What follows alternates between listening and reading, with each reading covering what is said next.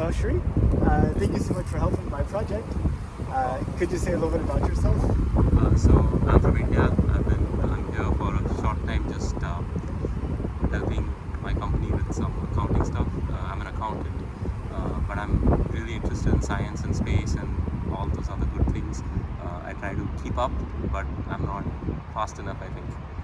There's so much going on. Yes, I mean, exactly. 8 billion people in the world. Yep. It's hard for us to keep up with Yep, exactly. with them all. Yep. And each country is doing something so different, and it's too much information sometimes. So, did you know that NASA's planning to send astronauts back to the moon? Yes, I did hear about that, and I know Artemis was a step in that direction. Yeah, I did hear about that, but the one thing that kind of surprises me that this was done 60 years ago, and why is it so difficult now? But when you just think about the complexities in how you managed to do all of this, it was incredible that it was done 60 years back, and it's just like every time I think about landing on an object that's traveling at what's the speed of the moon? Oh, I don't know. Whatever speed, Yeah. and you gotta hit it and land on it. It's not easy. That's true, but it's an interesting point. I mean, like computers, they've gotten like cheaper, and everybody has a computer. Everybody has a cell phone. I mean, I have a computer in my hand Yep. that's more powerful than anything that they had back in the '60s, where Right. they first went to the moon. Right.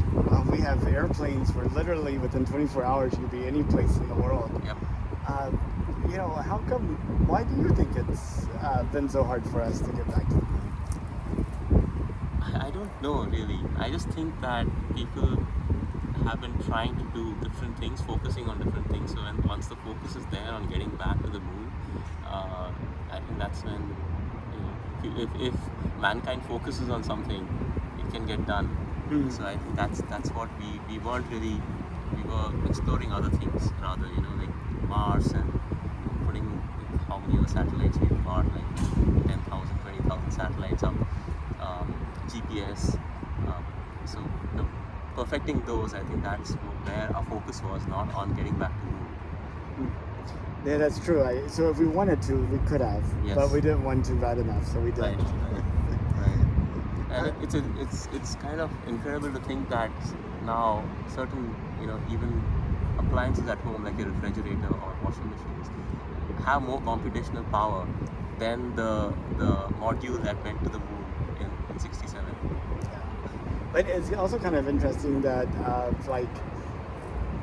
the fundamental like washing machines and dryers and washers, they've have more settings. Yes. And they look sleeker. Yep. But fundamentally it's the same thing. Like they haven't really reduced the workload of actually doing dishes or laundry. It's Right. it's kind of hit a plateau. I think. It's Keynes had said this, that Keynes, the economist, predicted once that in 100 years, and this is in the 1700s, right? In 100 years, people will be working 3 days a week because things are moving so fast, and people will put a higher price on leisure. But it doesn't seem like that. I'm here on a Friday evening. Friday evening, I know, it's working weekends. Yes. To try to get the numbers right and right, stuff. exactly. So. Yeah, that's kind of interesting too. So you have a few people working 24/7, Yep. and then a lot of people not working at all. It seems like there could be a better balance, Right, maybe. right. So what do you think about us going back to the moon? So I don't know what is the objective, and the fact that the country's putting in so much, and there isn't a space race going on right now.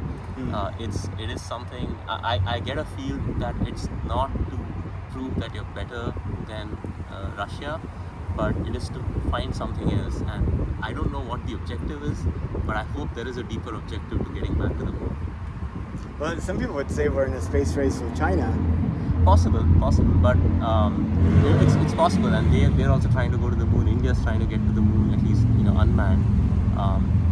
But it's not like the first person to go to the moon. That was the race, but now I would say it becomes space wars when people want to start controlling areas of space like China. Not really getting to the moon is not an objective for China in that sense. Yeah. No, that, but they have said that they do. In like 2030, they plan to have Right. people on the moon Yep, and yep, yep. build like this international lunar base On the moon. on the moon Right. and But stuff. I don't know what the US is wants to achieve, and I think NASA must be having something in mind when they want to do that. Right.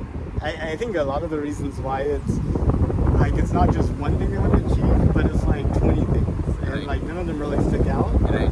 and so it's like hard to talk about. Exactly. Yeah. Whereas Yeah. like before, it's like beat the Russians. Just beat the Russians. People can understand that. Easy to say. Yes. Exactly. Yep. Yep. Yeah. So whenever you think about the future of humanity, 200 years out, what does it look like to you?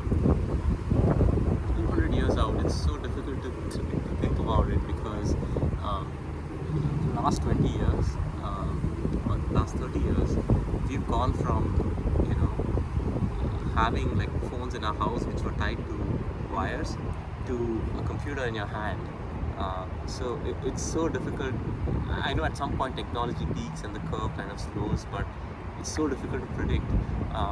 I don't think that we're going to be doing things that we expect we're doing. I don't know if we'll be going to space, colonizing Mars. I don't think that's going to happen 200 years from now unless you figure out a way to get a wormhole or some kind of time travel. Right.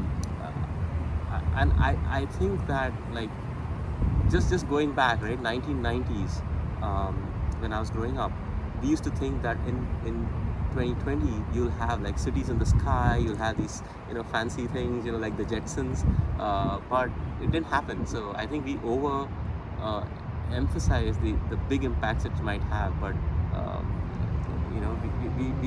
we try to make it too fanciful. But it's not that there's no progress, but the progress isn't what you think it might be. It Right. might be in very different areas. So I don't think we're going to be colonizing. I mean, I'm recording this, so 200 years from now, someone might laugh at me, Well- or someone might say this guy was so prophetic. That's true too. It could go either way. Yeah, but I think it's going to be like this. There's probably going to be better technologies, cars better, maybe flights faster, which is a fantasy for me. Getting from India to US in like an hour, maybe. Those kind of things might improve, but I think mankind is going to be mankind. It's not going to be something so spectacularly different. Wow. Yeah. But I mean, if you like lived in like the 1800s, for Yes. example, and you were looking at today's lifestyle, Right. I mean, it seems like they would be very surprised by the way we Yes. live. I mean, like Right. in the 1800s, no cars. Right. Everybody had horses. Yep. No germ theory, nothing. Yeah, there's no germ theory. Yeah, I yeah, know. yep. Can you imagine? Yep. So, but then that's where I'm trying to see. There is a short point where we develop so fast, and then we don't. I mean, the application of that is Yeah. not into really getting us to space or trying to colonize space or whatever. I think the fundamental life that people lived in 1800 and they live now is the same. There are more conveniences, and there's a lot more we know about the world, but it's not like we're doing anything about it. You know what I'm saying? Right. But I mean, I've been thinking about like the history of humanity, Yep. and like water and temperature as being kind of analogous to each other. Yep. Like you can take an ice cube that's negative 100 degrees Yes. Celsius, Yep. heat it up 99 degrees, and nothing changes. Right. And that lasts 1 degree, and it melts. Right. And then it stays there for like 99 degrees, and Yes. nothing changes, And then then it's it just steam. evaporates. Yes. Right. So it seems like it's like that. Yep. That's in starts. Yep. Yep. I hope we're in one of those transitional periods instead of in one of those long. The long, the wait from 1 to 99. Yeah. Exactly. Yep. If you could, would you take a trip to space? I don't know. I don't think I'm brave enough to do that. It just depends on. I wouldn't be the first to go. Let me say it that way, right?